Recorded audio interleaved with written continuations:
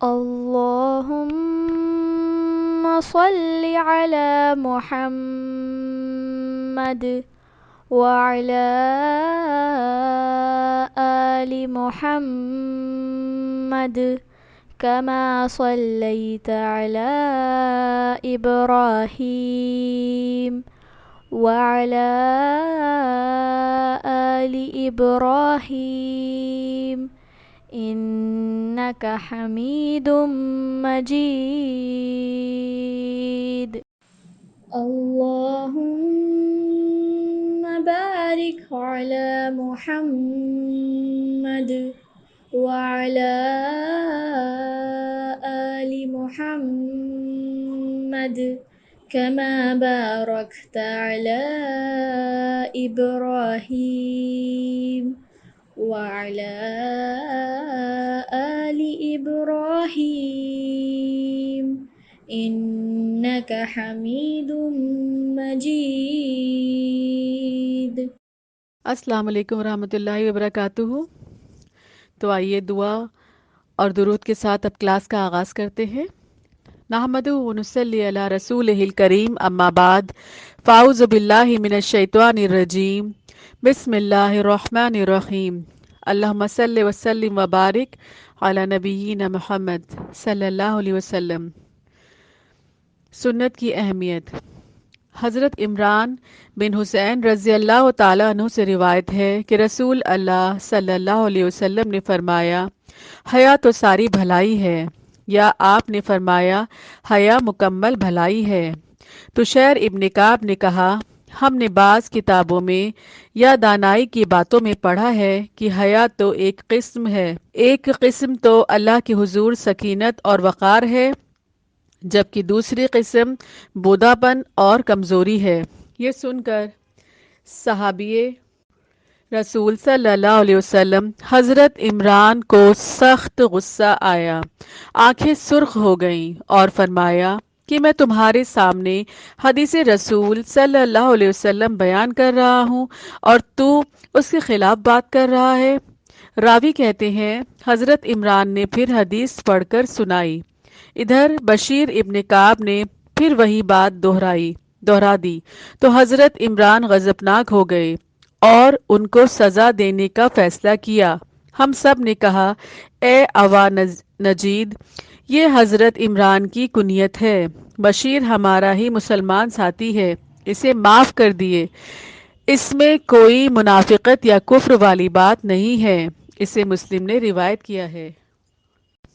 اس سے یہ خیال نہ آئے آپ کو کہ حضور صلی اللہ علیہ وسلم کے اقوال کے علاوہ کوئی اور بات کہیں سے کوٹ کرنا منع ہے، یا اسلام انسان کی سوچ پر پہرے بٹھاتا ہے، یا یہ کہ انسان کو صرف چند چیزوں کے اندر جکڑ کر رکھ دیتا ہے۔ اس میں جس چیز پر وہ زیادہ غضبناک ہو رہے ہیں وہ یہ کہ ایک طرف آپ صلی اللہ علیہ وسلم کی حدیث سنائی جا رہی ہے اور وہ اسی موقع پر اس انداز سے ایک اور بات پیش کر رہے ہیں کہ وہ گویا آپ کی بات ریفیوٹ کی جا رہی ہو۔ یہ انداز درست نہیں، اس لیے وہ ناراضگی کا اظہار کر رہے ہیں۔ جہاں تک یہ بات ہے کہ حیا کی دو قسمیں ہیں، تو اس میں کوئی شک کی بات نہیں ہے۔ علم کے لیے حیا درست نہیں ہے، علم حیا سے ضائع ہو جاتا ہے کہ انسان کسی سے کوئی حق کی بات پوچھے۔ اسی طرح قرآن پاک میں بھی آتا ہے کہ ان اللہ لا یستحیی، بے شک اللہ تعالیٰ نہیں شرماتا، ان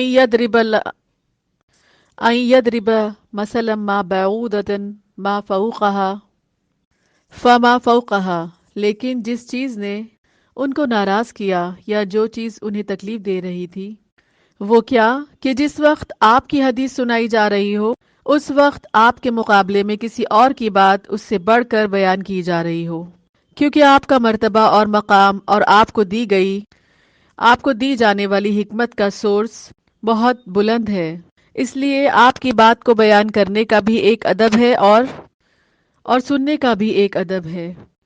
اس کو آپ ایک اور مثال سے بھی سمجھ سکتے ہیں۔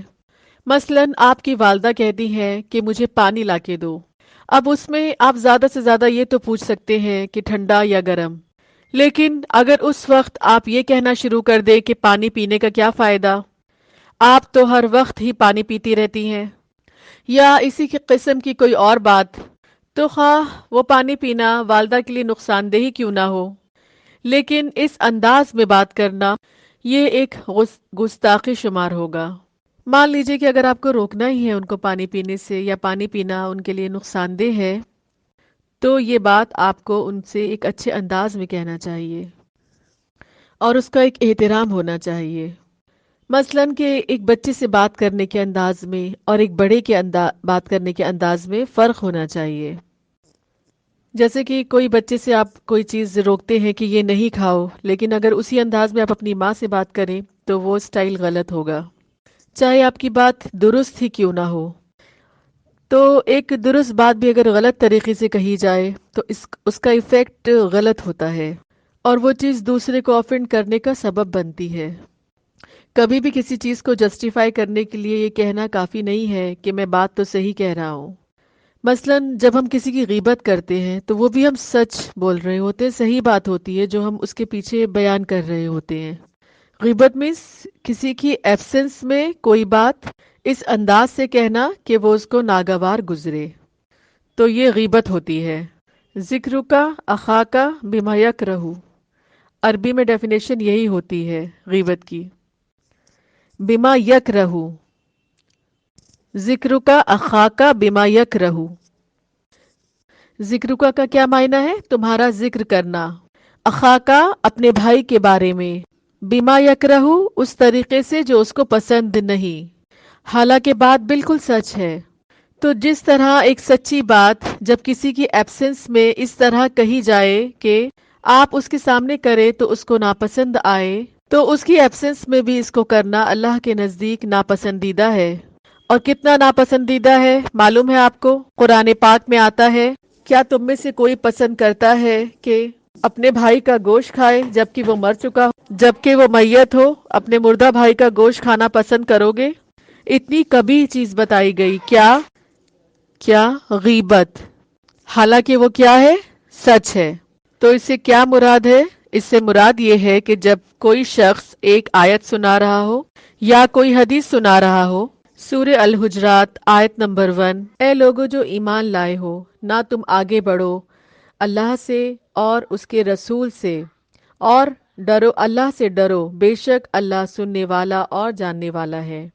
تو قرآن ہمیں کیا بتا رہا ہے کہ اللہ اور اس کے رسول سے آگے نہ بڑھو، ایک ادب اور احترام کے دائرے کے اندر رہو۔ تو اللہ اور اس کے رسول سے آگے بڑھنے کا معنی کیا ہے؟ کہ ان کی بات سے آگے نہ بڑھو، یعنی ان کی بات کے جواب میں بات پیش نہ کرو، حجتیں نہ کرو۔ اگر کوئی بات سمجھ میں نہ بھی آئے تو ادب اور احترام سے سوال کو دہراؤ، اعتراض نہ کرو، اسے حقیر نہ سمجھو، کیونکہ اگر ہم زیادہ سرکش ہوئے تو کیا ہوگا؟ واتقوا اللہ، اللہ ہمیں پکڑ لے گا۔ سنت کی اہمیت۔ حضرت سلمہ بن اقویٰ سے روایت ہے کہ ان کے باپ نے انہیں بتایا کہ ایک آدمی نے رسول اللہ صلی اللہ علیہ وسلم کے پاس بائیں ہاتھ سے کھانا کھایا، تو آپ نے فرمایا اپنے دائیں ہاتھ سے کھاؤ۔ اس آدمی نے جواب دیا میں ایسا نہیں کر سکتا۔ آپ نے فرمایا تجھ سے ایسا نہ ہو سکے۔ قال لا استطیع، قال لا استطعت، اللہ کرے کبھی نہ کر سکو۔ یہ ایک طرح سے بد دعا تھی۔ اس شخص نے تکبر کی وجہ سے یہ بات کہی تھی، جسے انا کا مسئلہ ہم بنا لیتے ہیں۔ کوئی ہمیں کہتا ہے یہ کرو تو ہم کہتے ہیں ہم سے نہیں ہو سکتا، بہت مشکل ہے، حالانکہ کوئی شرعی عذر نہیں تھا۔ راوی کہتے ہیں وہ شخص عمر بھر اپنا دایاں ہاتھ منہ تک نہ اٹھا سکا، کیونکہ اس نے اللہ کے رسول صلی اللہ علیہ وسلم کو ناراض کیا، آپ کی بات کو تکبر میں آ کے جھٹلا دیا۔ تو کسی بھی چیز کو ٹرائی کرنے سے پہلے، یعنی ہونا کیا چاہیے تھا کہ جب آپ نے کہا کرو تو کرنے کی کوشش کرتا، اور پھر اگر نہیں ہوتا تو کہتے کہ آپ دعا کر دیجئے ہو جائے، میرے لیے ہاتھ استعمال کرنا میرے لیے مشکل ہے۔ لیکن شروع میں ہی کہہ دینا کہ میں کر ہی نہیں سکتا، سیدھا ہاتھ استعمال کر ہی نہیں سکتا، اس سے ہو ہی نہیں سکتا، اور پھر خاص طور پہ اسے اپنے عزت نفس کے خلاف سمجھنا کہ میں اپنی بات چھوڑ کر آپ کی کرنے لگوں، تو یہ چیز اور زیادہ بری ہے۔ اب جیسے کہ ایک انسان کے اندر ویکنیس ہے کہ وہ ہینڈی کیپڈ ہے، وہ کر ہی نہیں سکتا، کوئی فزیکل ڈیفیکٹ ہے، لیکن ایک چیز ہے کہ جو سستی کے مارے نہ کرے، اور ایک وہ ہے جو تکبر کے مارے نہ کرے، انا کا مسئلہ بنا لے۔ آج تک ہم یہ کرتے رہے اور اب یہ کریں تو لوگ ہم سے کیا کہیں گے، تو اب ہم یہ نہیں کر سکتے۔ ایمان والوں کی بات کیا ہے کہ جب ان کے پاس اللہ اور اس کے رسول کا حکم آ جائے تو سمینا واتانا، یہی تو ایمان ہے۔ ایمان کا مطلب کیا ہے کہ مان جانا، تو جب ماننا ہی نہیں تو ایمان کہاں کا؟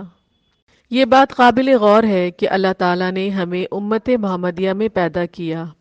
ہم سب کتنے خوش نصیب ہیں کہ ہم سب امت محمدیہ ہیں، ہم سب ایک بہترین امت ہے، لیکن افسوس آج ہم سب مختلف ڈویژنز میں مبتلا ہو گئے ہیں، جس کے نتیجے میں آج دنیا بھر کی قومیں ہمارے اوپر غالب آ چکی ہیں۔ آج ہم سب سے کمزور قوم بن چکے ہیں، لیکن بیٹر لیٹ دین نیور۔ اگر آج بھی ہم سب مل کر ایک امت بن جائیں تو بھی ہم اپنا کل آج سے بہتر کر سکتے ہیں، اور یہ ممکن ہے جب ہم سب پوری طرح سے قرآن اور سنت کی پیروی کریں، اور جس کے لیے ہمیں قرآن اور سنت کی صحیح معلومات ہونا ضروری ہے۔ تو اللہ تعالیٰ سے یہ دعا ہے کہ اے اللہ تعالیٰ ہمیں صحیح طریقے سے قرآن اور سنت پر عمل کرنے والا بنا، قرآن اور سنت پر صحیح طریقے سے عمل کر کے اپنی دنیا اور آخرت کو سنوارنے والا بنا، آمین یا رب العالمین۔ اور اسی سنت کی پیروی کرنے کے لیے آئیے اس سے جاننا بہت ضروری ہے۔ تو شروع کرتے ہیں اپنی کلاس تجلیات نبوت استاذہ ڈاکٹر طلعت فاطمہ کے ساتھ۔ يا أيها النبي إنا أرسلناك شاهدا ومبشرا ونذيرا وداعيا إلى الله بإذنه وسراجا منيرا وبشر المؤمنين بأن لهم من الله فضلا كبيرا۔ السلام علیکم ورحمۃ اللہ وبرکاتہ۔ آواز ٹھیک آ رہی ہے آپ لوگ کو؟ الحمدللہ۔ انشاءاللہ دعا کے ساتھ اور درود کے ساتھ اپنی کلاس شروع کرتے ہیں۔ نحمدہ ونصلی علی رسولہ الکریم، اما بعد، فاعوذ باللہ من الشیطان الرجیم، بسم اللہ الرحمن الرحیم۔ رب اشرح لی صدری ویسر لی امری واحلل عقدۃ من لسانی یفقہوا قولی، ربنا زدنا علما، اللہم فقہنا فی الدین، ربی یسر ولا تعسر وتمم بالخیر۔ الحمد للہ رب العالمین، والصلاة والسلام علی محمد المبعوث رحمۃ للعالمین وہدی للمتقین، وعلی آلہ وصحبہ حملۃ لواء الدین، وعلی من تبعہم بإحسان من الأئمة والہداة والدعاة والاتقیاء والصالحین، وعلی من سلک سبیلہم الی یوم الدین، اما بعد۔ آج انشاءاللہ ہم اپنی کتاب کے پیج 148 سے شروع کریں گے۔ جو لیسن ہم نے شروع کیا تھا اس کا نام تھا رسول اکرم صلی اللہ علیہ وسلم پر دست درازیاں، یعنی کس طرح سے قریش نے آپ صلی اللہ علیہ وسلم کے ساتھ معاملہ کر رکھا تھا، اور حتیٰ کہ نوبت کیا آ گئی تھی کہ آپ ہاتھ سے بھی تکلیف پہنچانے کی انہوں نے اپنی مذموم کوششوں کو شروع کر دیا تھا۔ کبھی کوئی گندگی ڈال دیتے، کبھی کپڑا گردن میں ڈال کر کے گلا گھونٹنے کی کوشش کرتے، یعنی اس طرح کی جس سے جسمانی اذیت ہو انسان کو، وہ بھی کوششیں شروع کر دی تھی انہوں نے۔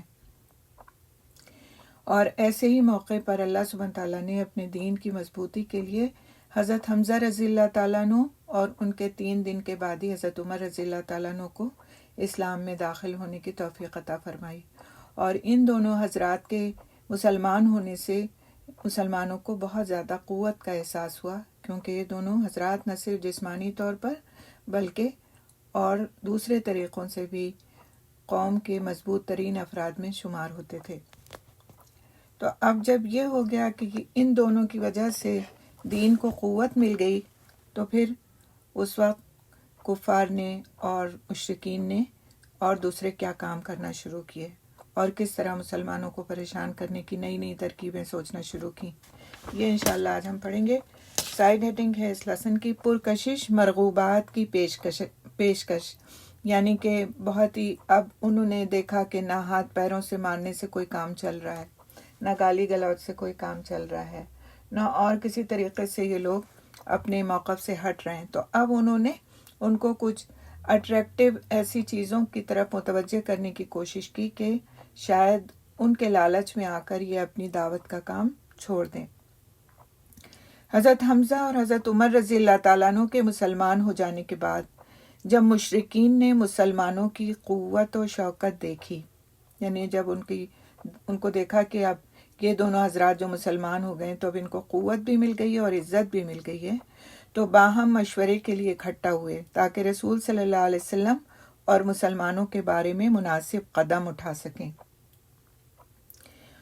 ان سے عتبہ بن ربیعہ نے، جو بنی عبد شمس سے تعلق رکھتا تھا اور اپنی قوم کا سردار اور صاحب فرمان تھا، کہا، قریش کے لوگوں، کیوں نہ میں محمد صلی اللہ علیہ وسلم کے پاس جا کر ان سے گفتگو کروں اور ان کے سامنے چند باتیں رکھوں، ممکن ہے وہ کوئی چیز قبول کر لیں تو وہ چیز ہم انہیں دے دیں گے اور وہ ہم سے باز رہیں گے۔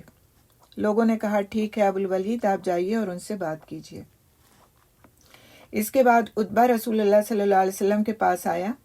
آپ صلی اللہ علیہ وسلم مسجد میں تنہا بیٹھے تھے۔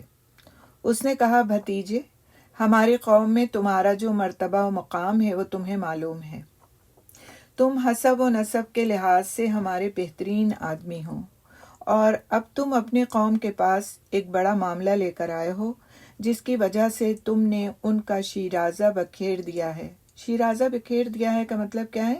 کہ ان میں آپس میں تفرقہ پڑ گیا ہے، ان کی عقلوں کو حماقت زدہ کر دیا ہے، ان کے معبودوں اور ان کے دین کی عیب چینی کی ہے، اور ان کے گزرے ہوئے آباء و اجداد کو کافر ٹھہرایا ہے۔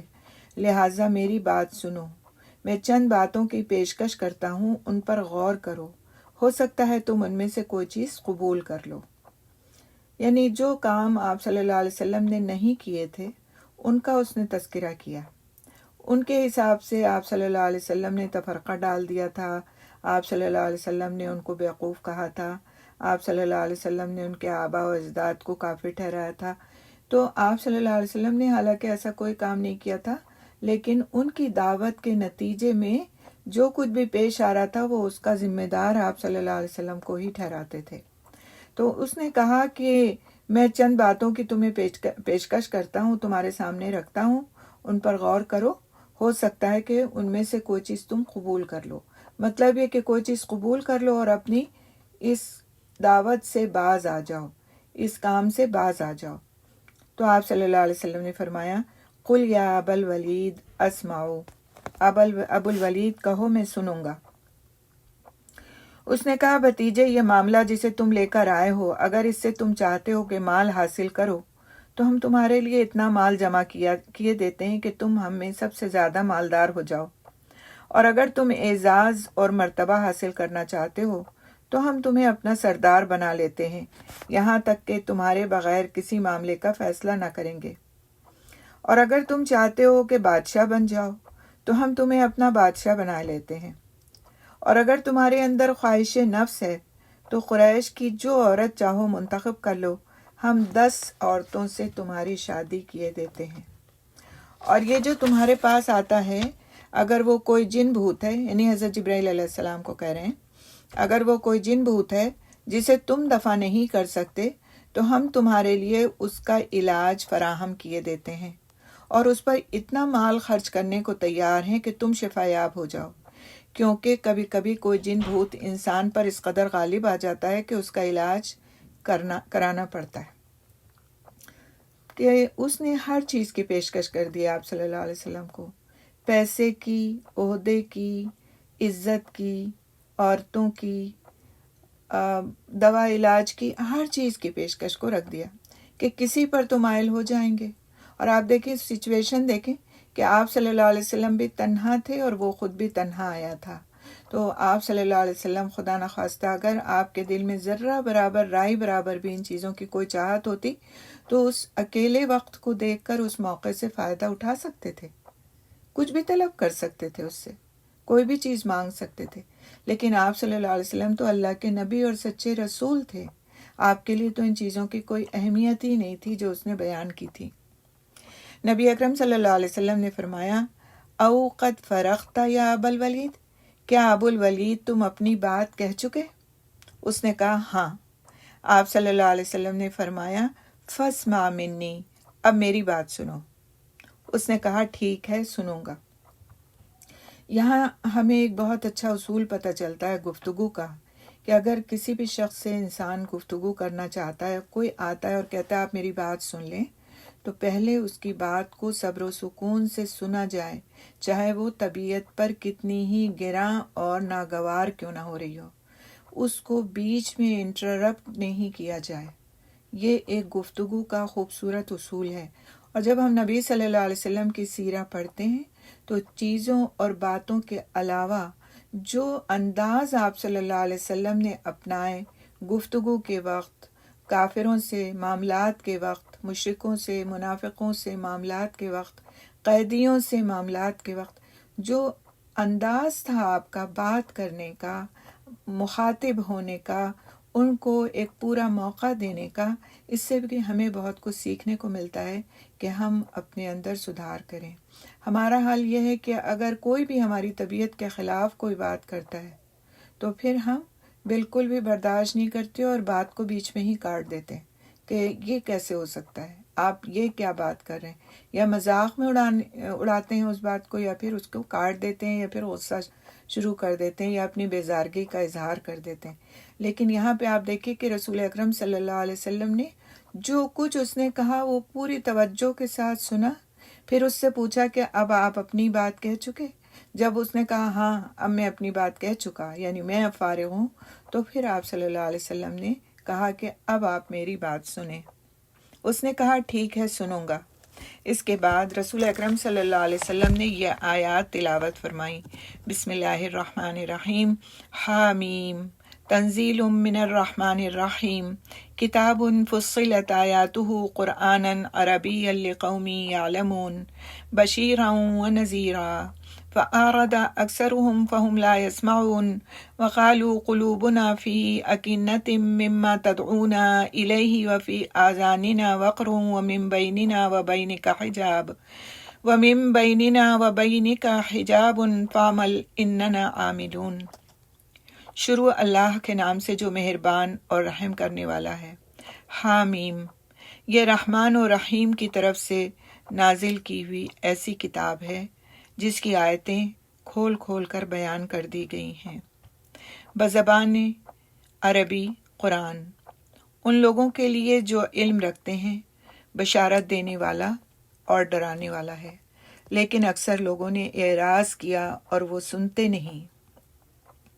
کہتے ہیں کہ جس چیز کی طرف تم بلاتے ہو اس کے لیے ہمارے دلوں پر پردہ پڑا ہوا ہے اور ہمارے کانوں میں بوجھ ہے اور ہمارے اور تمہارے درمیان روک ہے، بس تم کام کیے جاؤ، ہم بھی اپنا کام کیے جا رہے ہیں. سورہ فصلت کی آیات ہیں. جب رسول اکرم صلی اللہ علیہ وسلم آگے پڑھتے گئے اور عتبہ اپنے دونوں ہاتھ پیچھے زمین پر ٹیکے سنتا رہا.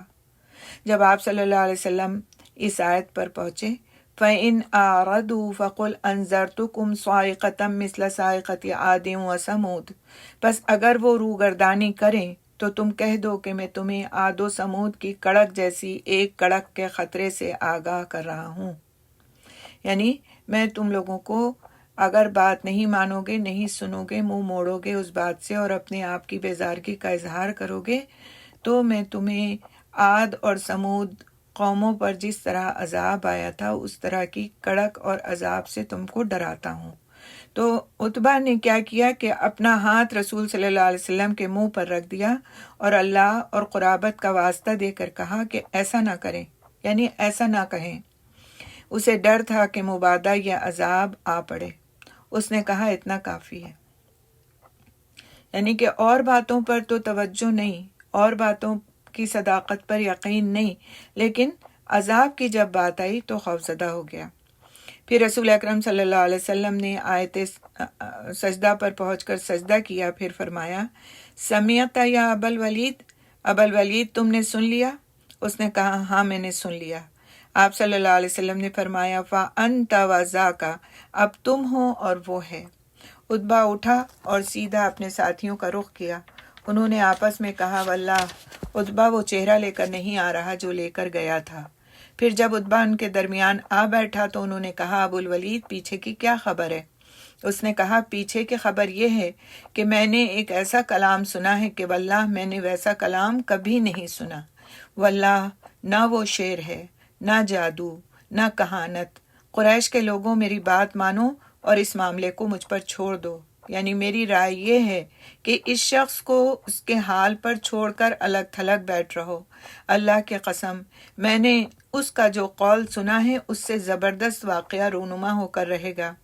اب اگر اس شخص کو عرب نے مار ڈالا تو تمہارا کام دوسروں کے ذریعے سے انجام پا جائے گا، اور اگر یہ شخص عرب پر غالب آ گیا تو اس کی بادشاہت تمہاری بادشاہت اور اس کی عزت تمہاری عزت ہوگی، اور اس کا وجود سب سے بڑھ کر تمہارے لیے سعادت کا باعث ہوگا۔ لوگوں نے کہا ابو الولید واللہ اس نے تم پر بھی جادو کر دیا ہے۔ اس نے کہا اس شخص کے بارے میں میری رائے یہی ہے، اب تم جو چاہو کرو۔ یعنی جب وہ قرآن سن کے آیا آپ صلی اللہ علیہ وسلم کے منہ سے، گیا تو تھا بہت زعم میں اور بہت ارادے لے کر کے کہ وہ جو ہے آپ صلی اللہ علیہ وسلم کو اپنی پیشکش سے اور اپنے جو اٹریکٹیو باتیں اس نے کہیں اور ان کے سامنے پیش کی کہ آپ یہ لے لیں اور یہ لے لیں اور وہ لے لیں، ان سب سے آپ صلی اللہ علیہ وسلم کو مائل کر لے گا، اور آپ صلی اللہ علیہ وسلم اس کی باتوں میں سے کسی نہ کسی کو ضرور قبول کر لیں گے۔ یہ ارادے لے کر کے وہ گیا، لیکن وہاں جا کر جب اس نے قرآن کی آیات سنی اور آپ صلی اللہ علیہ وسلم کی زبان سے سنی، آپ دیکھیں کہ آپ کسی اچھے قاری کی آواز میں جب قرآن سنتے ہیں تو اگر سمجھ میں بھی نہیں آ رہا ہے تو بھی آپ مسحور ہو جاتے ہیں، مبہوت ہو جاتے ہیں، تھوڑی دیر کے لیے آپ بالکل دنیا سے لگتا ہے الگ تھلگ ہو گئے اور کسی اور ہی دنیا میں پہنچ گئے۔ اور اگرچہ کوئی سمجھ کر کے پڑھ رہا ہو، سن رہا ہو، تو پھر تو بات ہی کیا ہوتی ہے۔ اور یہاں پر کیا ہے کہ قرآن کا پڑھنے والا کون ہے؟ جس پر قرآن نازل ہوتا ہے۔ آپ صلی اللہ علیہ وسلم کی ذات عالی اور ذات اقدس سے بڑھ کر کون خوبصورت قرآن پڑھ سکتا ہوگا، جو کہ ابو الولید نے سنا، عتبہ نے سنا، اور پھر وہ اس بات کا قائل ہو گیا کہ یہ کسی بھی شاعر کا، جادوگر کا، کاہن کا قول نہیں ہو سکتا، یہ ایک سچے پیغمبر کا ہی قول ہو سکتا ہے۔ یہ الگ بات ہے کہ وہ اپنی ضد پر قائم رہا اور مسلمان نہیں ہوا، لیکن وہ دل سے اس بات کا قائل ہو گیا، اور اس نے ان لوگوں کے سامنے آ کر اس بات کو کہہ بھی دیا کہ اگر تم لوگوں نے اس شخص کو مار ڈالا تو دوسرے لوگ تمہیں ختم کریں گے اور تم اپنے انجام کو دوسروں کے ہاتھوں پہنچو گے، اور اگر واقعی یہ سچا نبی ہے تو اس کے ذریعے سے تم کو جو عزت ملنے والی ہے وہ دیکھنے سے تعلق رکھے گی کہ تم کتنے باعزت ہوتے ہو کہ تم میں ایک نبی کو اللہ سبحانہ تعالیٰ نے مبعوث فرمایا۔ لوگوں نے کہا کہ اس پر بھی جادو کا اثر ہو گیا، تو اس نے کہا کہ تمہاری مرضی ہے، جو چاہو کرو، لیکن میری رائے اس شخص کے بارے میں یہی ہے۔ اب اگلا سٹیپ انہوں نے کیا لیا کہ تحریص و ترغیب میں اس ناکامی کے بعد مشرکین نے سوچا کہ دین کے بارے میں سودے بازی کی جائے، یعنی کہ ایک طرح سے یہ دے دیجئے اور وہ لے لیجئے والی بات کی جائے، سودا کیا جائے۔ چنانچہ انہوں نے آپ صلی اللہ علیہ وسلم سے کہا ہم آپ کو ایک پیشکش کرتے ہیں جس میں آپ ہی کی بہتری ہے۔ آپ صلی اللہ علیہ وسلم نے پوچھا وما ہیا، وہ کیا ہے؟ انہوں نے کہا 1 سال آپ ہمارے معبودوں کی پوجا کریں اور 1 سال ہم آپ کے معبود کی عبادت کریں۔ اب اگر ہم حق پر ہیں تو آپ نے اس سے ایک حصہ لے لیا، اور اگر آپ حق پر ہیں تو ہم نے اس سے ایک حصہ لے لیا۔ اس پر اللہ سبحانہ تعالیٰ نے سورۃ قل یا ایھا الکافرون نازل فرمائی، قل یا ایھا الکافرون لا اعبد ما تعبدون ولا انتم عابدون ما اعبد ولا انا عابد ما عبدتم ولا انتم عابدون ما اعبد لکم دینکم ولی دین۔ آپ کہہ دیں اے کافرو میں ان کی عبادت نہیں کرتا جن کی عبادت تم کرتے ہو، نہ تم اس کی عبادت کرنے والے ہو جس کی عبادت میں کرتا ہوں، اور نہ میں ان کی عبادت کرنے والا ہوں جن کی عبادت تم نے کی ہے، اور نہ تم اس کی عبادت کرنے والے ہو جس کی عبادت میں کرتا ہوں۔ تمہارے لیے تمہارا دین ہے اور میرے لیے میرا دین ہے۔ تو یہ جو صورت ہے قل یا ایھا الکافرون، یہ آپ صلی اللہ علیہ وسلم پر اس موقع پر نازل ہوئی جب قریش نے آپ کو اس طرح کی پیشکش کی۔ تو یہ اس صورت کی بہت ساری فضیلتیں ہیں، اس میں سے ایک یہ بھی ہے جو میں آپ کو بتاتی چلوں کہ کبھی ایسا موقع ہو کہ آپ کو کسی مندر کے سامنے سے گزرنا پڑے یا کسی ایسی جگہ پر سے جہاں کوئی بت رکھا ہو، جیسا کہ عام طور سے ہمارے ملک میں یہ چیزیں دکھائی دیتی ہیں کہ بعض وقت چوراہوں پر اس طرح کی چیزیں رکھی ہوتی ہیں، بعض وقت آپ ایسے کہیں سے گزرگاہ سے گزر رہے ہوتے ہیں جو آپ کا راستہ ہوتا ہے اور وہاں پر اس طرح کی چیزیں ہوتی، تو یہ صورت پڑھ لیا کریں، یہ صورت پڑھ لیا کریں۔ یہ ایک طرح سے اس بات کا اظہار ہے کہ ہم ہر طرح کے شرک سے بری الذمہ ہیں، اور اللہ سبحانہ تعالیٰ اس کے ذریعے سے انسان کی شرک اور کفر سے حفاظت بھی فرماتے ہیں۔ تو اس کو اپنے معمولات میں بھی شامل کر لیں اور بچوں کو بھی سکھائیں گھر میں، ٹھیک ہے انشاءاللہ۔ اور اللہ سبحانہ تعالیٰ نے یہ بھی نازل فرمایا قل افغیر اللہ تأمرونی اعبد ایھا الجاہلون، اے جاہلو کیا تم مجھے حکم دیتے ہو کہ میں اللہ کے سوا کسی اور کی عبادت کروں؟ اور یہ بھی نازل فرمایا قل انی نہیت ان اعبد الذین تدعون من دون اللہ، آپ کہہ دیں مجھے منع کیا گیا ہے کہ اللہ کے سوا جن کو تم پکارتے ہو میں ان کی عبادت کروں۔ تو مشرکین اختلاف ختم کرنے کے خواہاں تھے، اور عتبہ بن ربیعہ نے جو امید ظاہر کی تھی اس کی توقع بھی رکھتے تھے، لہٰذا انہوں نے مزید دستبرداری کا اظہار کیا اور رسول اللہ صلی اللہ علیہ وسلم جو کچھ پیش فرما رہے تھے اسے قبول کرنے کا اعلان بھی ظاہر کیا۔ البتہ آپ صلی اللہ علیہ وسلم کے پاس جو وحی آئی تھی اس میں قدر تغیر و تبدل کی شرط لگائی، یعنی کہ مشرکین جو تھے اب یہ دیکھ رہے تھے کہ اسلام میں طاقتور لوگ شامل ہوتے جا رہے ہیں، اور کہیں ایسا نہ ہو کہ ایک وقت ایسا آئے کہ یہ ہم پر بھاری پڑ جائیں، لہٰذا انہوں نے طرح طرح سے اٹریکٹ کرنے کی کوشش کی، طرح طرح کے ان کے سامنے منصوبے پیش کیے کہ آپ ایسا کر لیجئے، آپ ایسا کر لیجئے تو ہم آپ کے ساتھ ہو جائیں گے، یعنی ساتھ ملنے کی اب انہوں نے امید دلانا شروع کی کہ ہم آپ کے ساتھ ہو جائیں گے، لیکن اس کے لیے آپ ہماری یہ شرط مان لیجئے، بس اچھا تو آپ اتنا سا مان لیجئے پھر ہم آپ کا ساتھ دینے لگیں گے۔ اب کیا کیا انہوں نے آخر میں کہ رسول صلی اللہ علیہ وسلم جو کچھ پیش فرما رہے تھے اسے قبول کرنے کا ارادہ ظاہر کیا، لیکن انہوں نے کیا کہا کہ جو کچھ وہی آپ کے پاس آتی ہے اگر آپ اس میں تھوڑی بہت تبدیلی کر دیں تو ہم آپ کے ساتھ ہو سکتے ہیں۔ کیا کہنے لگے؟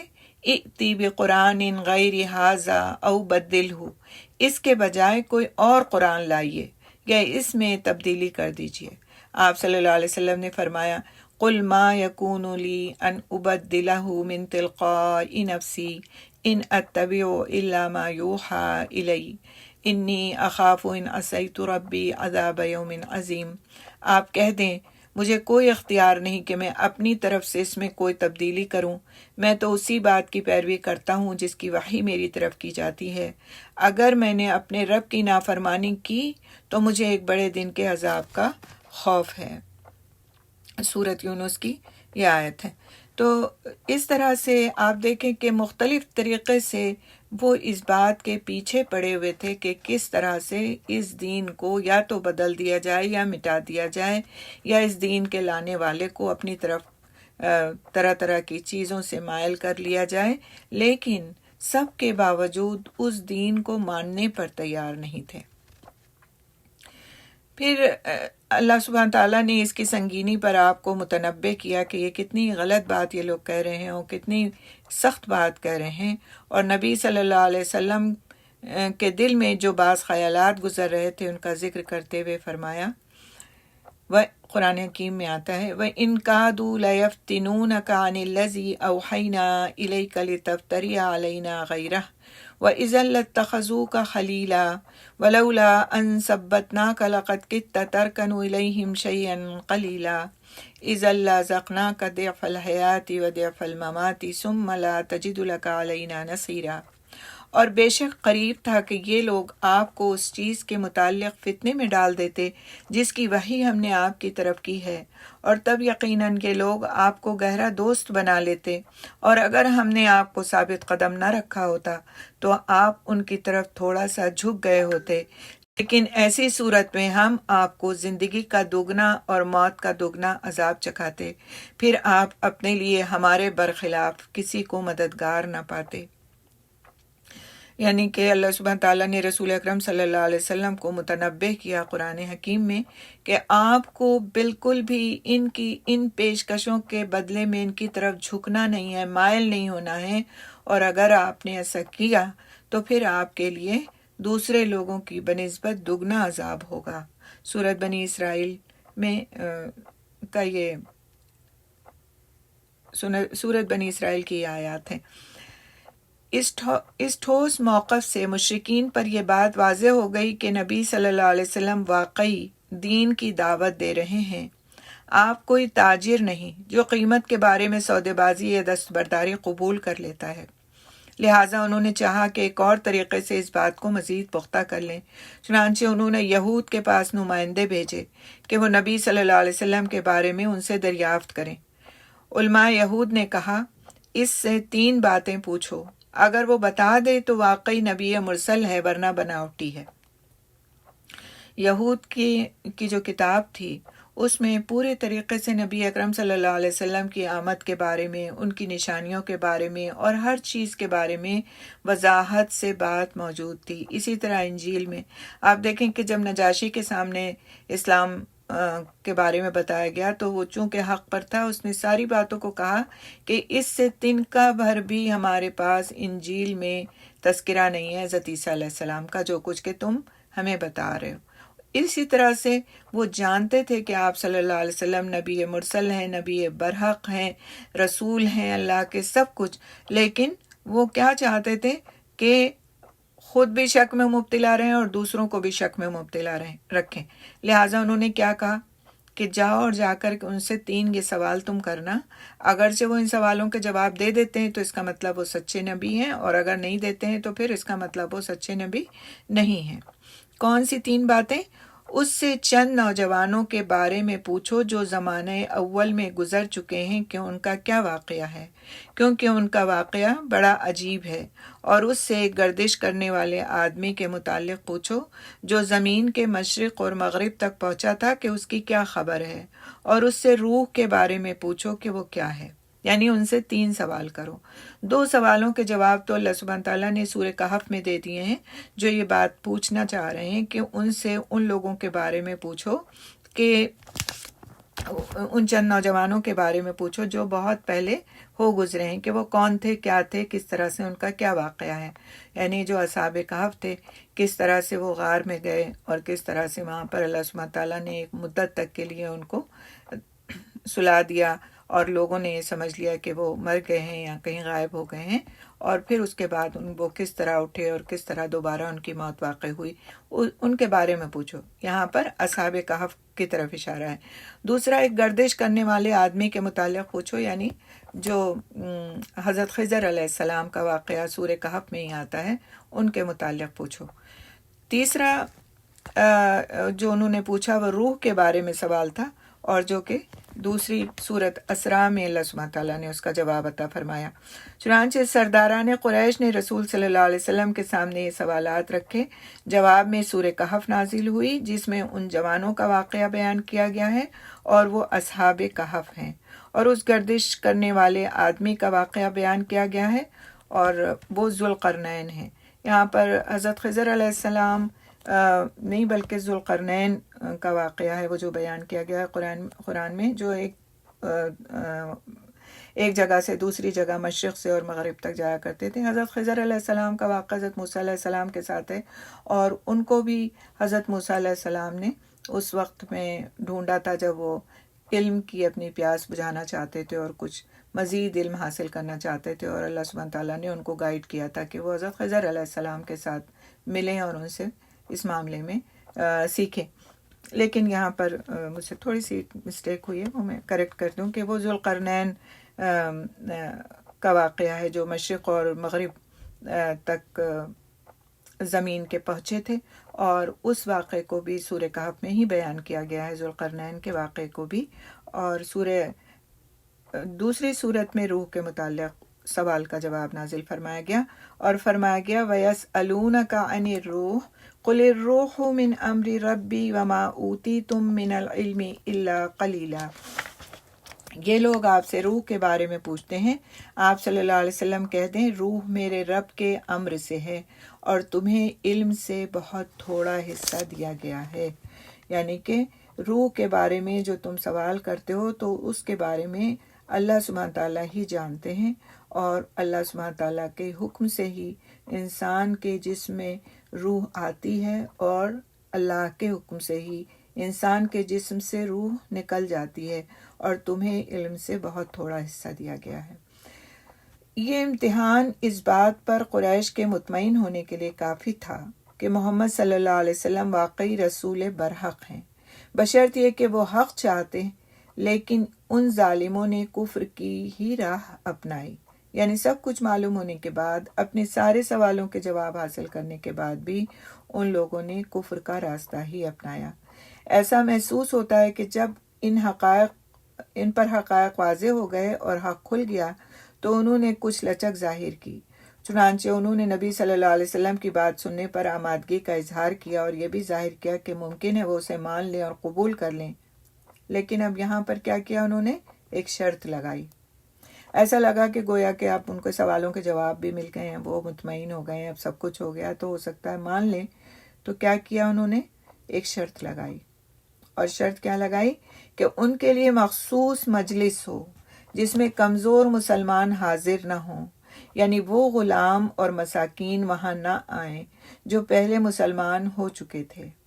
یہ مطالبہ کرنے والے مکے کے سادات اور اشراف تھے. انہیں گوارا نہیں تھا کہ ان مسکینوں کے ساتھ بیٹھیں جو اصحاب ایمان و تقوی ہونے کے باوجود کمزور اور غلام تھے. شاید نبی صلی اللہ علیہ وسلم ان کے اس مطالبے کو قبول کرنے پر کسی قدر آمادہ بھی ہوئے کہ ممکن ہے اس طرح وہ ایمان لے آئیں، لیکن اللہ سبحانہ تعالیٰ نے آپ صلی اللہ علیہ وسلم کو منع کر دیا اور فرمایا وَلَا تَطْرُدِ الَّذِينَ يَدْعُونَ رَبَّهُمْ بِالْغَدَاةِ وَالْعَشِيِّ يُرِيدُونَ وَجْهَهُ مَا عَلَيْكَ مِنْ حِسَابِهِمْ مِنْ شَيْءٍ وَمَا مِنْ حِسَابِكَ عَلَيْهِمْ مِنْ شَيْءٍ فَتَطْرُدَهُمْ فَتَكُونَ مِنَ الظَّالِمِينَ.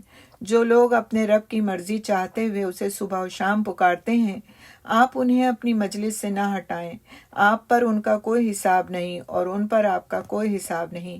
آپ انہیں ہٹائیں گے تو ظالموں میں سے ہو جائیں گے.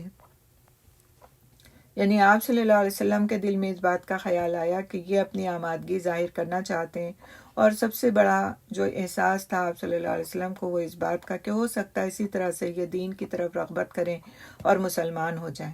لیکن اللہ سبحانہ تعالیٰ نے اس بات سے منع فرما دیا کہ کسی کو اس کی غربت کی وجہ سے، کسی کو اس کی کم مائگی کی وجہ سے آپ صلی اللہ علیہ وسلم اپنے آپ سے دور کر دیں، یہ آپ کے لیے بالکل بھی مناسب نہیں، کیونکہ اللہ کی نظر میں اس دنیا کی تو کوئی حیثیت ہے نہیں.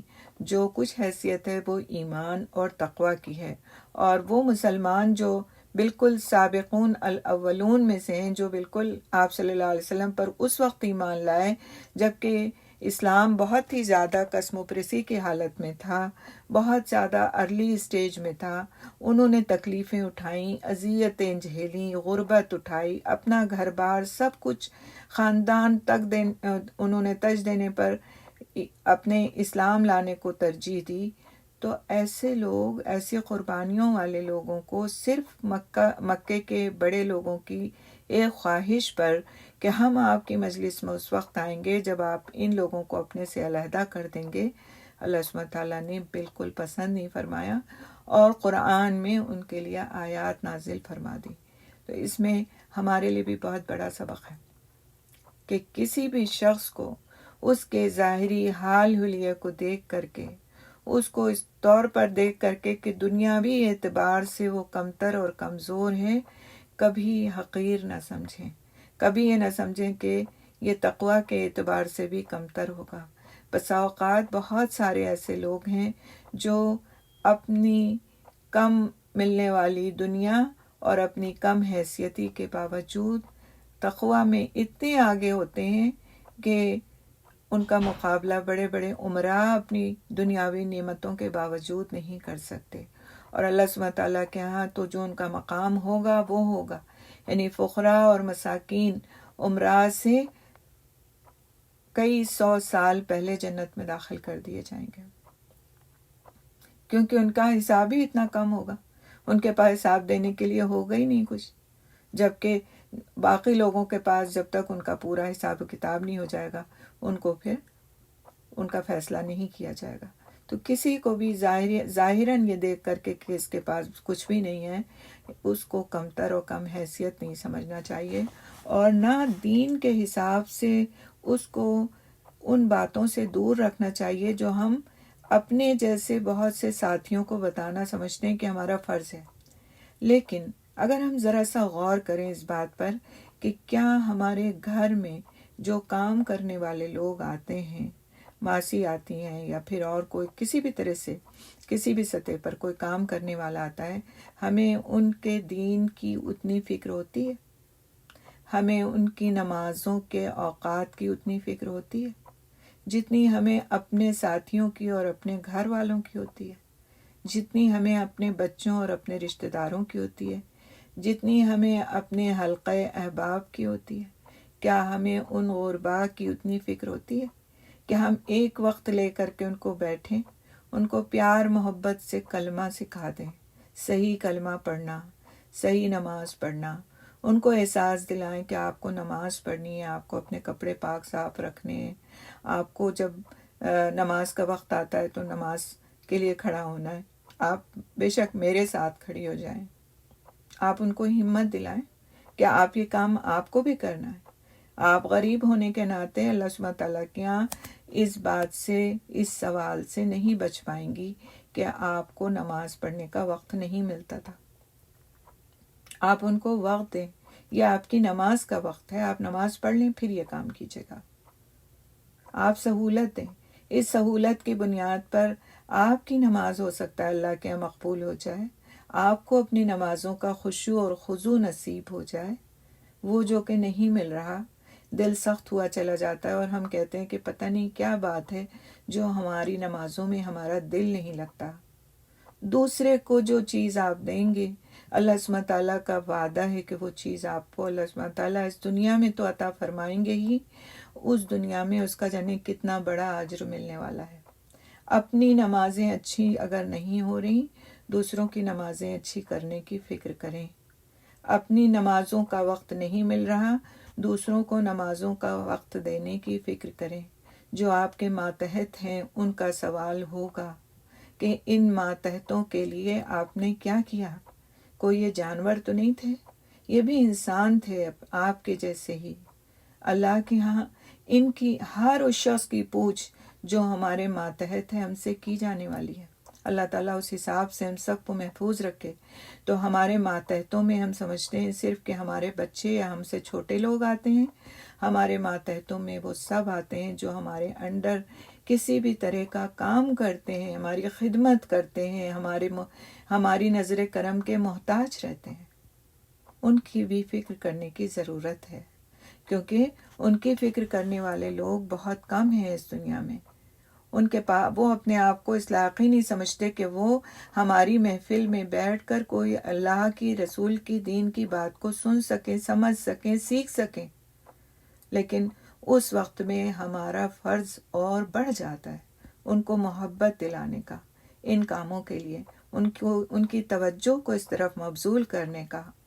اور پھر آپ دیکھیں گے کہ انشاءاللہ باذن اللہ آپ کو اپنی نمازوں میں لطف آئے گا، اپنے روزوں میں لطف آئے گا، اپنے اور کاموں کے اذکار کرنے میں لطف آئے گا، کیونکہ آپ نے اللہ کے ایک بندے کو اس کی طرف متوجہ کیا ہوگا۔ آپ سوچیں ایک ایسا سینیریو لے کر کے آئیں ذہن میں کہ ایک میلہ ہے اور بہت سارے لوگ ہیں، اور اس میں خدا نخواستہ اللہ نہ کرے کسی کا بچہ گم ہو جاتا ہے، کسی کا بچہ گم ہو جاتا ہے، جو نہ اپنا پتہ بتا سکتا ہے اور نہ اپنے والدین کے بارے میں بتا سکتا ہے، کچھ نہیں، اس کو نہیں پتا، نہیں بتا سکتا. اعلان ہو رہا ہے کہ کسی کا بچہ گم ہو گیا، اور ایک شخص آتا ہے اور وہ آپ کے ہاتھ میں آپ کے بچے کا ہاتھ تھما کر کہتا ہے کہ مجھ کو یہ فلاں جگہ ملا تھا اور میں اسے آپ کے پاس لے آیا ہوں. تو آپ کے دل میں اس شخص کے لیے کیا جذبات ہوں گے؟ بچے سے پہلے آپ اس شخص کو گلے لگا لیں گے کہ یہ وہ شخص ہے کہ جس نے میرے بچے کو مجھ سے ملا دیا. انتہائی محبت، انتہائی احترام، اور زبان سے بھی آپ کے اس کے لیے بہترین الفاظ نکل رہے ہوں گے. وہی حال ہے اگر کوئی شخص کسی کھوئے اور بھٹکے ہوئے شخص کو اس کے رب سے ملانے کا ذریعہ بن جاتا ہے تو اللہ سبحانہ تعالیٰ کی نظروں میں اس کی جو وقت ہوتی ہے اور اس کی جو محبت ہوتی ہے وہ بیان نہیں کی جا سکتی. اس کا جو اجر اللہ سبحانہ تعالیٰ اسے عطا فرمائیں گے وہ اس کو اسی وقت پتہ چلے گا جب وہ اس کے حضور پہنچے گا. تو ان کوششوں میں ہماری صرف ہمارے برابر کے لوگ، ہم سے بڑے لوگ، ہم اور ہمارے اعزاء و اقربا شامل نہیں ہونا چاہیے، بلکہ ہمارے ماتحتوں کی بھی اتنا ہی ان کا بھی حق ہے جو ہمارے پاس کچھ سیکھنے کے لیے نہیں آتے، ہماری خدمت کرنے کے لیے آتے ہیں، لیکن ہم ان کو ازراہ ہمدردی ایک مسلمان ہونے کے ناطے کچھ نہ کچھ سکھاتے چلے جاتے ہیں. یعنی آپ ان کو سکھا دیں وہ اپنے بچوں کو، اور اس طرح کتنے چراغ روشن ہوتے چلے جائیں اور آپ کو پتہ بھی نہ ہو کہ کہاں کہاں تک آپ کی بات پہنچ گئی. تو اس سلسلے میں بھی ضرور فکر کرنے کی کوشش کرنے کی ضرورت ہے. آگے ہم چلتے ہیں، کتاب پہ آتے ہیں انشاءاللہ. پیج نمبر آپ کا 157. عذاب کی جلدی. یعنی اب کفار کا ایک اور طریقہ، ایک اور ان کی جو ان کا کام انہوں نے کیا اس وقت پہ کہ کس طرح سے اپنے آپ کو نمایاں ظاہر کریں اور جو دعوت دی جا رہی ہے اس کو کمتر سمجھیں اور اس کے لیے کچھ ایسی ڈیمانڈز کریں کہ اس سے پھر لوگوں کو ہٹایا جا سکے. اب کیا کیا انہوں نے؟ نبی کریم صلی اللہ علیہ وسلم نے بعض اوقات مشرکین کو یہ دھمکی بھی دی تھی کہ اگر وہ آپ صلی اللہ علیہ وسلم کی مخالفت پر مصر رہے تو ان پر اللہ کا عذاب بھی آ سکتا ہے. چنانچہ جب اس عذاب میں تاخیر ہوئی تو انہوں نے مذاق اور ضد کے طور پر عذاب آنے کی جلدی مچانا شروع کی اور اس بات کا مظاہرہ کیا کہ ان پر اس دھمکی کا کوئی اثر ہے اور نہ کبھی یہ پوری ہو سکتی ہے. چنانچہ اللہ سبحانہ تعالیٰ نے اس بارے میں بھی چند آیات نازل فرمایا وَيَسْتَعْجِلُونَكَ بِالْعَذَابِ وَلَنْ يُخْلِفَ اللَّهُ وَعْدَهُ وَإِنَّ يَوْمًا عِنْدَ رَبِّكَ كَأَلْفِ سَنَةٍ مِّمَّا تَعُدُّونَ. یہ لوگ آپ سے عذاب کی جلدی مچا رہے ہیں اور اللہ اپنے وعدے کی ہرگز خلاف ورزی نہ کرے گا، اور بے شک تمہارے پروردگار کے نزدیک ایک دن تمہارے حساب کے مطابق 1000 برس کے برابر ہے. نیز اللہ سبحانہ تعالیٰ نے قرآن حکیم میں فرمایا یستعجلونک بالعذاب وان جہنم لمحیطۃ بالکافرین. یہ لوگ آپ سے عذاب کی جلدی کا مطالبہ کر رہے ہیں حالانکہ جہنم کافروں کو گھیرے ہوئے ہے. اسی طرح ایک اور جگہ پر اللہ سبحانہ تعالیٰ فرماتے ہیں افا امن الذین مکروا السیئات ان یخسف اللہ بہم الارض او یأتیہم العذاب من حیث لا یشعرون او یأخذہم فی تقلبہم فما ہم بمعجزین او یأخذہم علی تخوف فإن ربکم لرؤوف الرحیم. کیا جن لوگوں نے برے مکر کیے ہیں وہ اس بات سے نڈر ہیں کہ اللہ انہیں زمین میں دھسا دے، یا ان کے پاس ایسی جگہ سے عذاب آ جائے جسے وہ نہیں جانتے، یا ان کو ان کی آمد و رفت کے دوران دھر پکڑے کہ وہ عاجز کرنے والے نہیں ہیں، یا ان کو ڈراوے کے ساتھ پکڑ لے. تو بے شک تمہارا رب نرم خو اور رحیم ہے.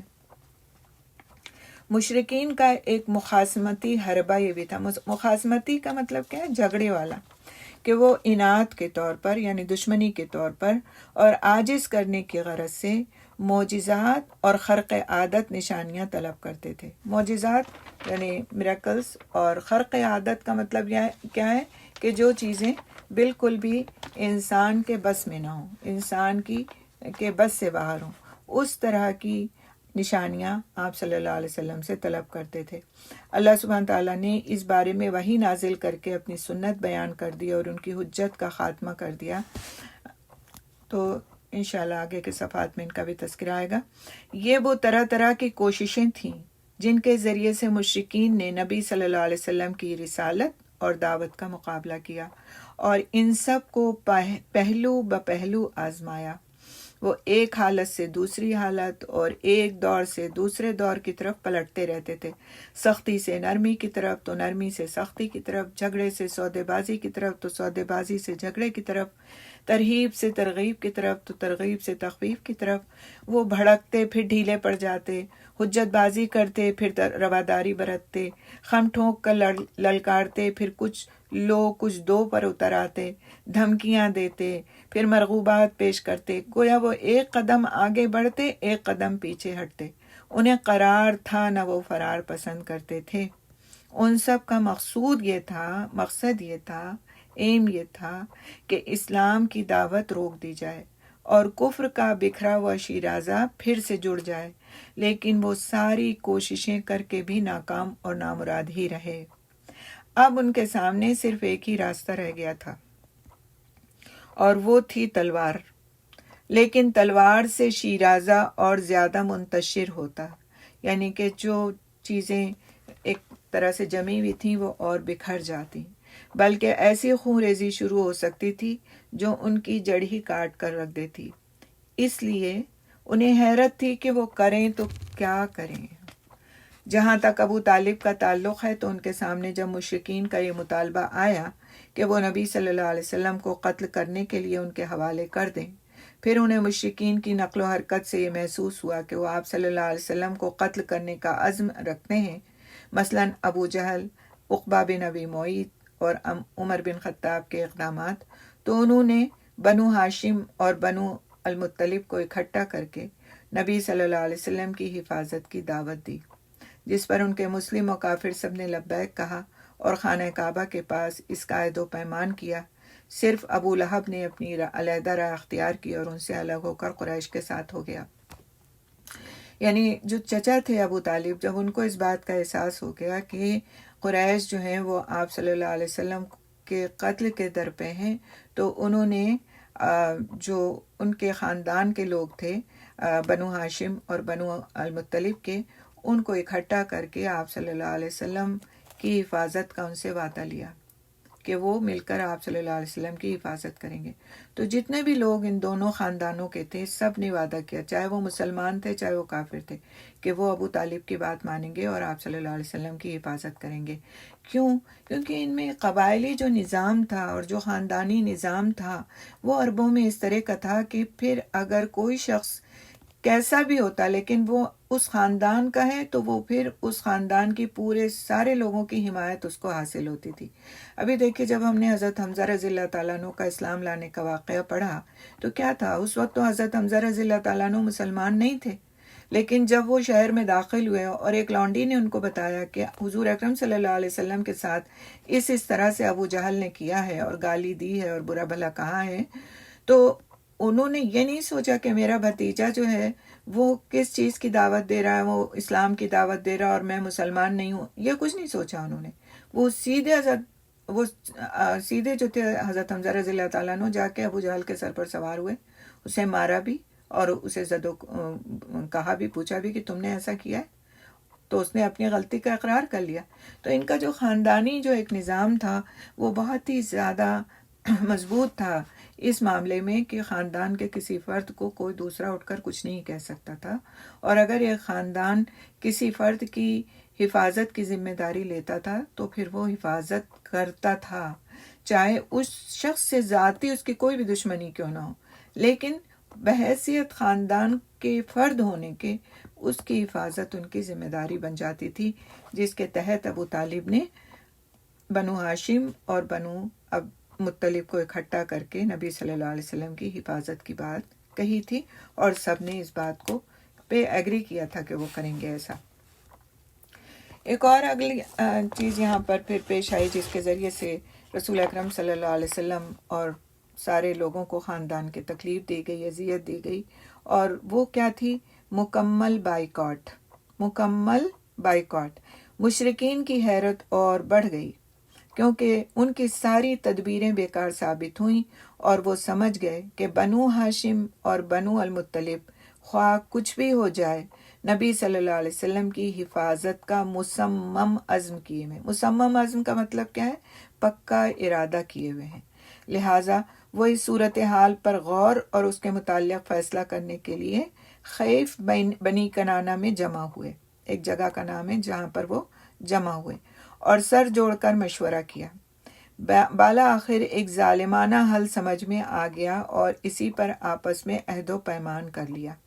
اور وہ حل کیا تھا کہ وہ لوگ بنو ہاشم اور بنو المطلب کا بائیکاٹ کریں اور یہ عہد کریں کہ ان کے ساتھ نہ شادی بیاہ کریں گے، نہ ان سے خرید و فروخت کریں گے، نہ ان سے بات چیت کریں گے، نہ کبھی کسی طرح کی کوئی صلح قبول کریں گے، نہ ان کے ساتھ کسی طرح کی مروت برتیں گے، یہاں تک کہ وہ رسول صلی اللہ علیہ وسلم کو قتل کے لیے ان کے حوالے کر دیں۔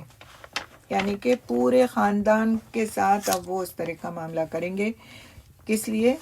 کیونکہ وہ چاہتے ہیں کہ رسول صلی اللہ علیہ وسلم کو قتل کے لیے ان کے حوالے کر دیا جائے، اور اگر ایسا نہیں کیا گیا تو پورے خاندان کا بائیکاٹ کریں گے۔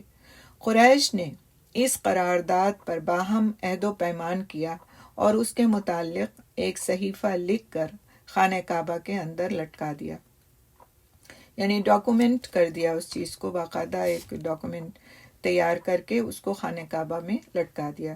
تو جو بھی اہم چیز ہوتی تھی یہ لوگ اس کو لکھ کر کے خانہ کعبہ میں لٹکا دیتے تھے، کیونکہ وہاں سے سارے لوگ گزرتے تھے، آتے اور جاتے تھے اور اس کو پڑھ سکتے تھے، لہٰذا اور تو کوئی نظام نہیں تھا، لہٰذا کوئی بھی اہم چیز بتانا ہوتی سب کو تو اس کو لکھ کر کے خانہ کعبہ پر لٹکا دیا جاتا تھا۔ تو یہی کام انہوں نے کیا کہ اب ان دونوں خاندانوں سے کوئی بھی کسی قسم کا کوئی تعلق نہیں رکھا جائے گا۔ لکھنے والا بغیض بن عامر بن ہاشم تھا۔ رسول اکرم صلی اللہ علیہ وسلم نے اس کے لیے بد دعا کی اور اس کا ہاتھ کی بعض انگلیاں شل ہو گئیں۔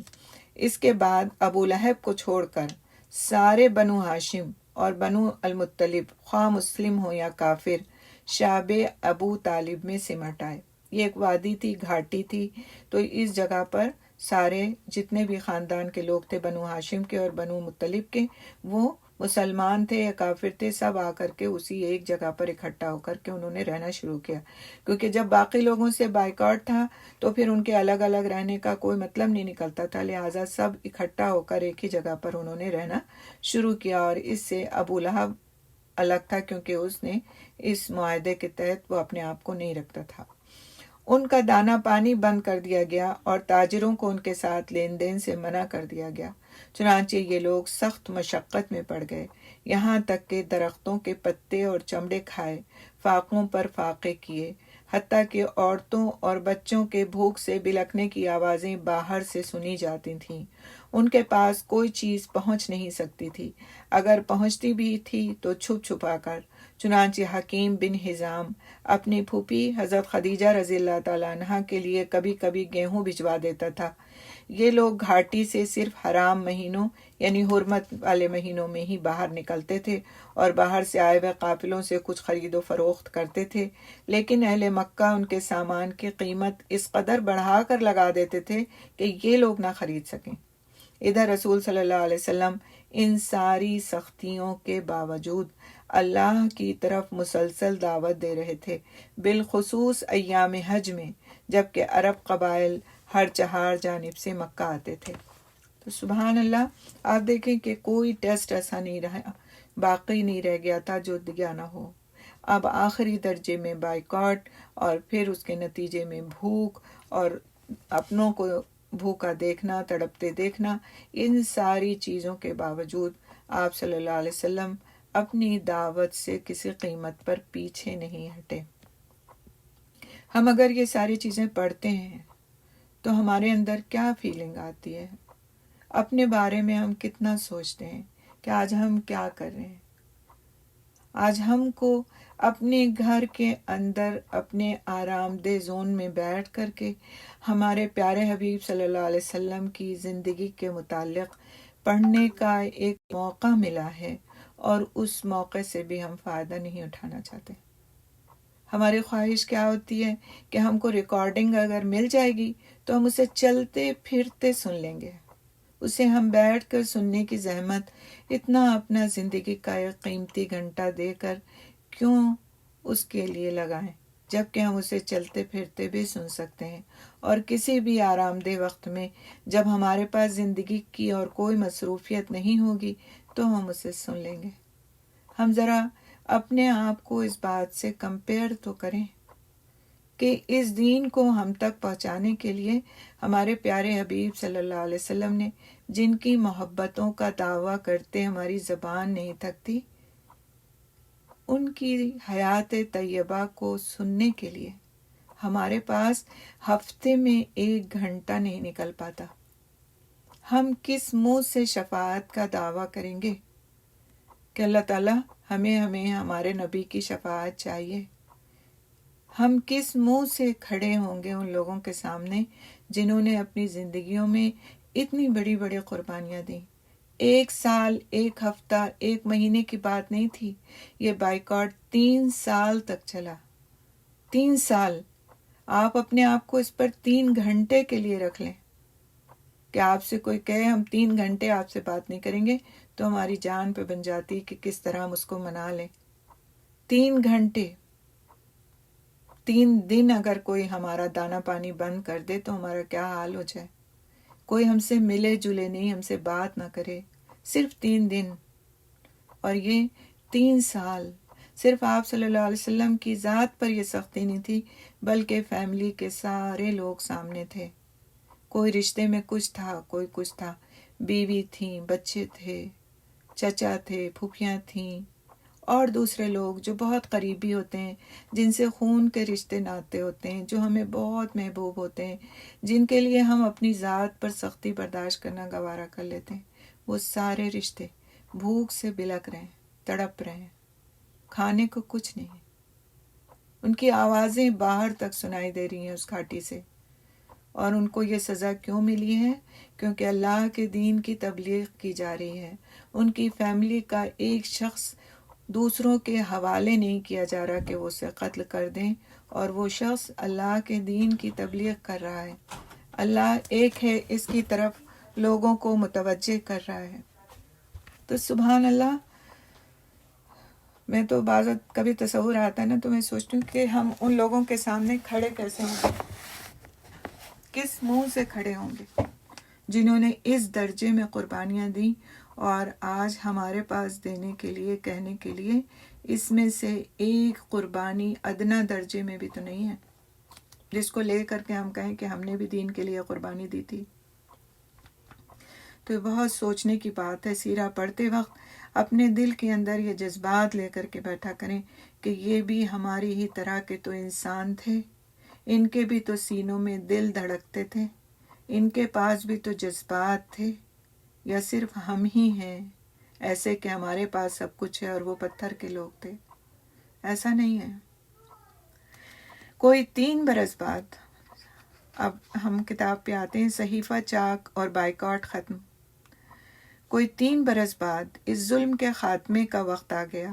چنانچہ اللہ سبحانہ تعالیٰ نے ایک طرف 5 اشراف قریش کے دلوں میں یہ بات ڈالی کہ وہ صحیفہ چاک کر کے بائیکاٹ ختم کر دیں، اور دوسری طرف دیمک بھیج کر اس صحیفے سے قطع رحمی اور ظلم و ستم کی ساری باتیں چٹ کرا دیں، اور صرف اللہ سبحانہ تعالیٰ کا نام اور ذکر باقی رہ گیا. 5 اشراف قریش میں سے پہلا ہشام بن عمر بن حارث تھا، جو بنی لوئی سے تعلق رکھتا تھا. یہ شخص زہیر بن ابو امیہ مخزومی کے پاس گیا، جو نبی صلی اللہ علیہ وسلم کی پھوپھی عاتقہ کا بیٹا تھا. پھر مطعم بن عدی کے پاس گیا، پھر ابو البختری بن ہشام کے پاس گیا، پھر زمعہ بن اسود کے پاس گیا، اور ان میں سے ہر ایک کو رشتہ اور قرابت یاد دلایا. ظلم ہوتا دیکھنے پر ملامت کی، اور صحیفہ چاک کرنے پر ابھارا. لہٰذا یہ سب ہجون کے ناکے پر جمع ہوئے، ایک جگہ کا نام ہے، اور صحیفہ چاک کرنے کے لیے ایک متفقہ پروگرام طے کیا. چنانچہ صبح کو جب قریش کی محفلیں مسجد حرام میں جم گئیں تو زہیر ایک خوبصورت جوڑا زیب تن کیے ہوئے آیا.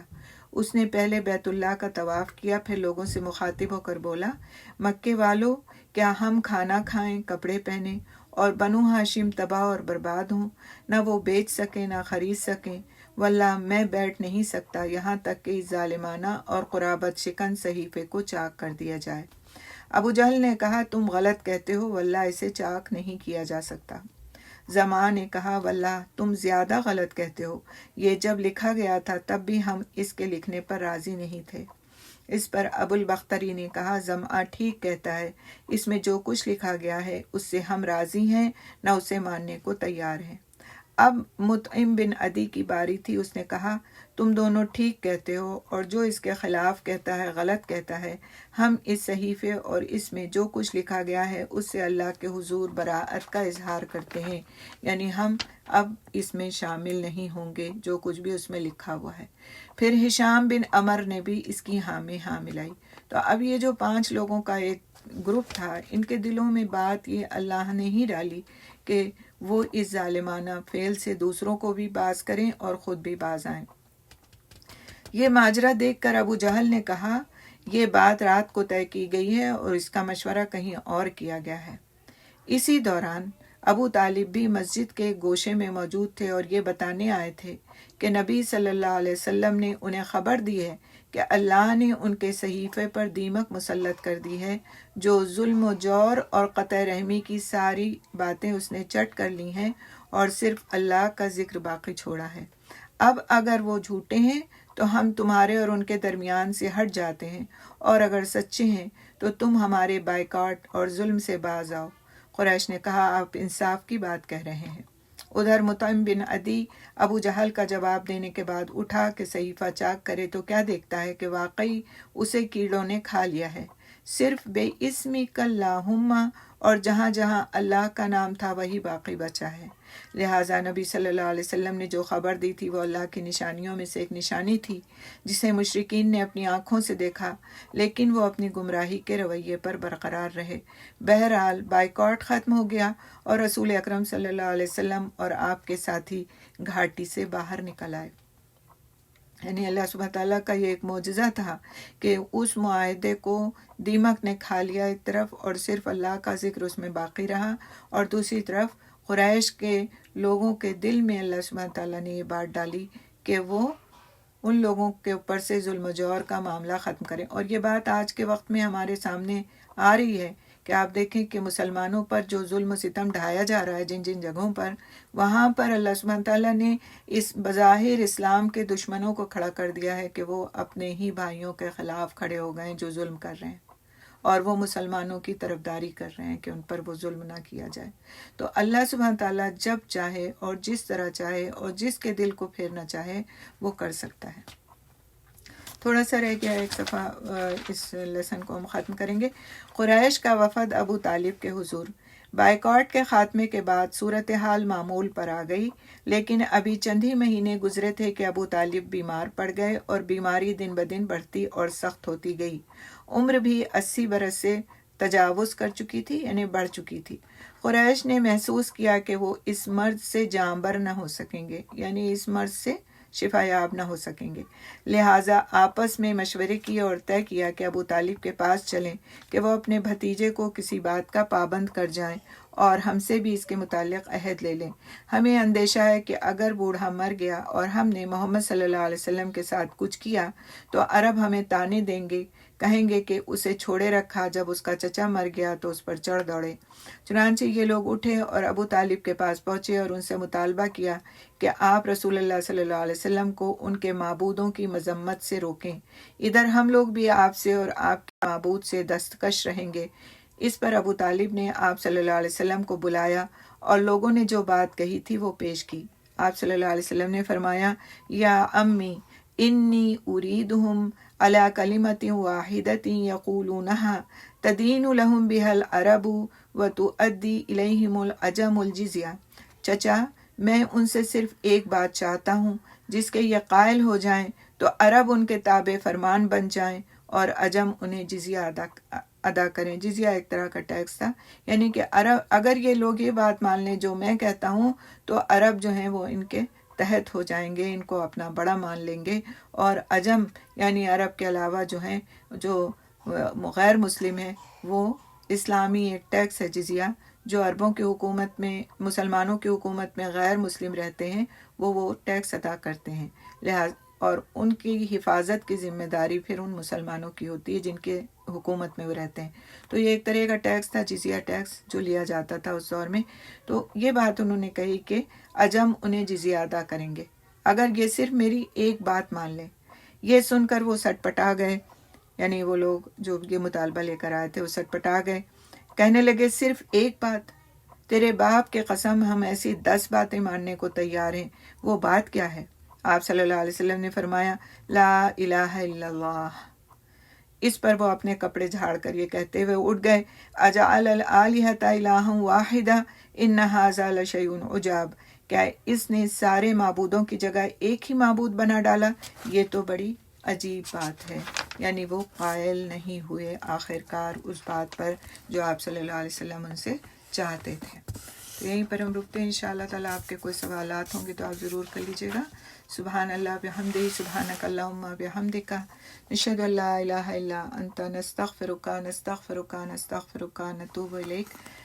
السلام علیکم ورحمۃ اللہ وبرکاتہ۔ اللہم صلی وسلم وبارک علی نبینا محمد صلی اللہ علیہ وسلم۔ اللهم صل على محمد وعلى آل محمد كما صليت على إبراهيم وعلى آل إبراهيم إنك حميد مجيد. اللهم بارك على محمد وعلى آل محمد كما باركت على إبراهيم وعلى آل إبراهيم إنك حميد مجيد.